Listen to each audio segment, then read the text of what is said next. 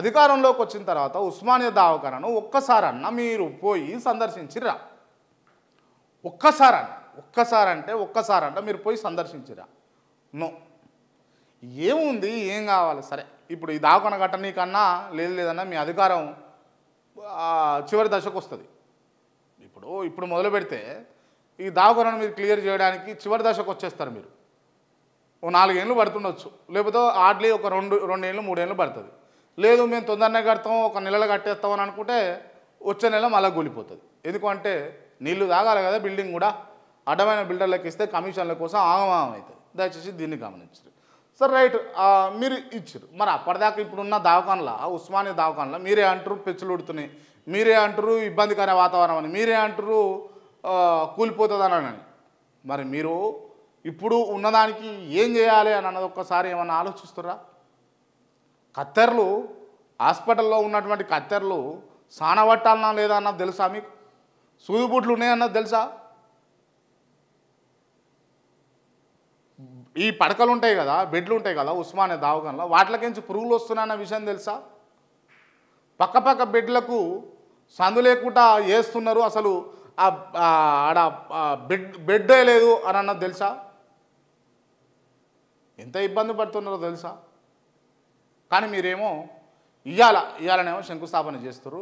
ఎందుకు ఇది కూడా ఇట్లా ఎందుకు ఈ నిర్ణయం తీసుకున్నారంటే నెంబర్ 1 కమిషన్లకు వస్తుంది. నాకు తెలుసు. అయితే చిత్తశుద్ధి ఉంటే ఇప్పుడున్నటువంటి దవాఖానలు గతంలో కేసీఆర్ను వ్యతిరేకించినాం కాబట్టి ఏమైనా చేయాలి. ఆ దవాఖానలకు పోయి ఉస్మానియాకు నిమ్స్కు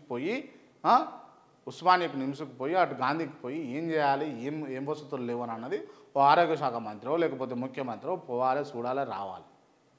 ఇది వ్యవహారం. ఇప్పుడు మీరు కమిషన్ల కోసం నెంబర్ 1. నెంబర్ 2 ఏంది అని అంటే, రేవంత్ రెడ్డి గారు అధికారంలోకి వచ్చిన తర్వాత వరంగల్లో మెడిక్యూరా ఏదో హాస్పిటల్ ఓపెన్ చేయని ప్రైవేట్ దవాఖాన. ఏడదోడు వీళ్ళు ఇదే అంటారు ప్రతిపక్షం వాళ్ళు. మీరు దవాఖాన మీద మీకు దృష్టి లేదు, మీరు ఏమన్నా ప్రైవేటు దవాఖాన మీద పెడుతురు దృష్టి అని. సో అది పోగొట్టుకునేందుకు ఇదొకటి స్టార్ట్ చేశారు. మొత్తానికి ఇది రాష్ట్ర ప్రజలకు న్యాయం జరిగింది అని అంటే ఎవరు దీన్ని కాదనలేరు. కానీ మీ వ్యక్తిగత అవసరాల కోసం, వ్యక్తిగత నిర్ణయాల కోసం ఇది చేస్తే మాత్రం ఇది ప్రజలకు నష్టమే. ఇది ఒకసారి మీరు గమనించుకోవాలి. నయా ఉస్మానియా దవాఖానకు శంకుస్థాపన చేస్తేనే రేవంత్. రైట్. భారత్ను 3వ ఆర్థిక శక్తిగా నిలుపుతాం, రాష్ట్రపతి ముర్ము చెప్తున్నటువంటి అంశాలు. ప్రపంచంలోనే భారత్ను 3వ ఆర్థిక శక్తిగా నిలపనున్నట్లు రాష్ట్రపతి ద్రౌపది ముర్ము తెలిపారు. దేశ అభివృద్ధి ఫలాలు అందరికీ అందించడమే లక్ష్యమని అన్నారు.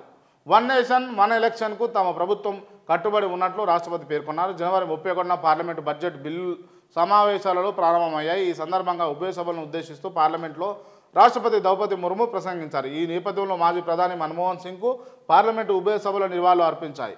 ప్రధానిగా ఆయన చేసినటువంటి సేవలు పార్లమెంటు సాక్షిగా కొనియాడారు. మరోవైపు మహాకుంభమేళ తొక్కిసలాట ఘటనలో కూడా మృతులకు సైతం ఉభయ సభల సభ్యులు నివాళులు అర్పించారు. ఈ సందర్భంగా రాష్ట్రపతి ప్రసంగిస్తూ బడ్జెట్ 2025లో రైతులకు, మహిళలకు, పేదలకు, యువతలకు ప్రాధాన్యం ఇస్తున్నామని చెప్తున్నటువంటి అంశాలు. కానీ వాస్తవానికి ఈ బిల్లులు ప్రవేశపెట్టిన ప్రతిసారి కూడా నష్టపోతుంది ఎవరు అంటే పేద వర్గాలకు చెందిన వాళ్ళే. దయచేసి మీరు ఒకసారి దీన్ని గమనించుకోవాలి. ఎందుకు అంటే వీళ్ళనే బాధుడైతా ఉంది. ఇప్పుడు పెద్దోళ్ళం కట్టమంటే కట్టడవాడు, కట్టమనే ధైర్యం మీకు ఉండదు. మీరు కట్టమనేది వాళ్ళని సబ్బు కొంటే సబ్బు మీద పన్నేస్తారు, మీరు షాంపూ మీద పన్నేస్తారు, ఉప్పు మీద పన్నేస్తారు, పసుపు మీద పన్నేస్తారు, నూనె మీద పన్నేస్తారు. సెకండ్ హ్యాండ్ల కార్లు ఎక్కువ ఎవరు తీసుకుంటారండి? సెకండ్ హ్యాండ్ల కార్లు తీసుకునే మధ్య తరగతుల మీద పన్నులు. ఇది రాష్ట్రంలో ఉన్న, ఈ దేశంలో ఉన్నటువంటి దౌర్భాగ్య పరిస్థితులు.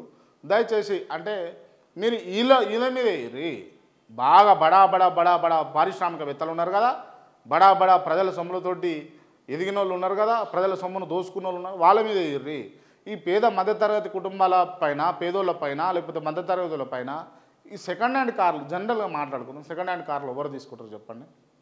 కోట్ల రూపాయల ఆస్తులు ఉన్న వాళ్ళు, అంబానీ లాంటి వాళ్ళు, ఆదాని లాంటి వాళ్ళు తీసుకుంటారా? విజయమాల్య లాంటి వాళ్ళు తీసుకుంటారా? సెకండ్ హ్యాండ్లో ఒక కారు 10 లక్షలు పెట్టి సెకండ్ హ్యాండ్లో కారు ఈఎంఐలోనో లేకపోతే ఇంకో దాంట్లో లోన్లో తీసుకొని ఈ మధ్యతరగతి వాళ్ళు తీసుకుంటారు. వాళ్ళు దాంట్లో తీసుకుంటే కూడా ట్యాక్స్ వాళ్ళకు.